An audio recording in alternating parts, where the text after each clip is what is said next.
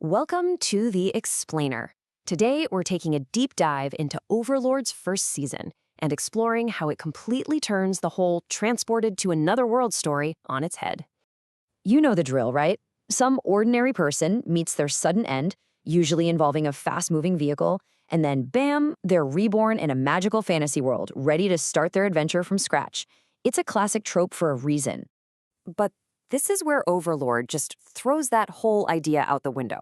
It doesn't kick off with a big, dramatic death. Instead, it starts with something way quieter, almost kind of sad. It's a lonely farewell, as a regular salaryman named Mama Gonga just sits and waits for the servers of his favorite online game to shut down for good. Okay, let's get right into this, because this is where the entire game changes. When that clock finally hits 0, he doesn't get logged out. He's stuck. And here's the kicker. He's not the hero of this new world. He's basically its new final boss. So he's not really Momonga anymore. To honor his old guild and hopefully find any of his friends who might have also gotten stuck, he takes on the guild's name, Ainz Ooal Gown. And the wildest part? All those non-player characters he and his friends created, they're now alive, fully sentient, and they worship him like an actual god. And this is so important to understand. His mission isn't some noble quest to save the world or defeat a demon king. Nope, it's more like a strategic marketing campaign. His whole goal is to make his guild's name famous, gather as much information as he can, and just maybe find his old buddies in this bizarre new reality. This brings us to what is, without a doubt, the absolute heart of the show. It's the engine for pretty much all of its comedy and drama, this huge, hilarious, and sometimes terrifying gap between who Ainz is on the inside and the all-powerful image he has to project to his followers. And this just sums it up perfectly. Internally, he's just a regular guy, totally panicking, trying to fake it till he makes it. But on the outside, he's this flawless, all-powerful, undead king. A supreme being whose tiniest, most random action is interpreted as some act of profound genius. You see this play out perfectly with his subordinate, Demiurge. Ainz will do something completely random, like save a village on a whim, and Demiurge will instantly cook up this grand explanation for how it was a brilliant move in a 10,000-year plan for world domination. It's where so much of the show's dark humor comes from.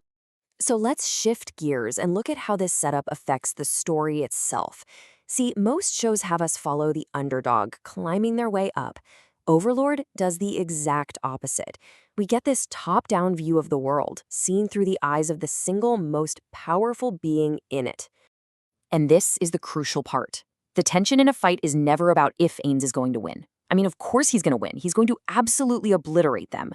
The real tension comes from the fallout, the consequences of his actions, and how this world scrambles to understand the sudden arrival of a literal god. Yeah, the show makes it very clear very early that Ainz and his followers are playing by a totally different set of rules. The morality is completely alien. Actions are only judged by one thing. Is it good for their home, the great tomb of Nazarick? So for anyone unlucky enough to get in their way, this story isn't a fantasy adventure. It's a straight-up horror movie. But right when you think the show is just going to be about Ainz steamrolling everyone, the first season does something brilliant. It challenges its own power fantasy by throwing an enemy at him that he simply can't beat with brute force. His opponent is Sheltir Bloodfallen, one of his own powerful guardians who's been brainwashed. And she's a huge problem. One of his old guildmates specifically designed her to be a player killer. She knows his build, his abilities, his weaknesses. All of a sudden, that invincible aura Ainz has, it's completely gone.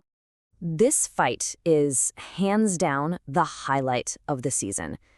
It's not just a big, flashy brawl. It's a high-stakes chess match.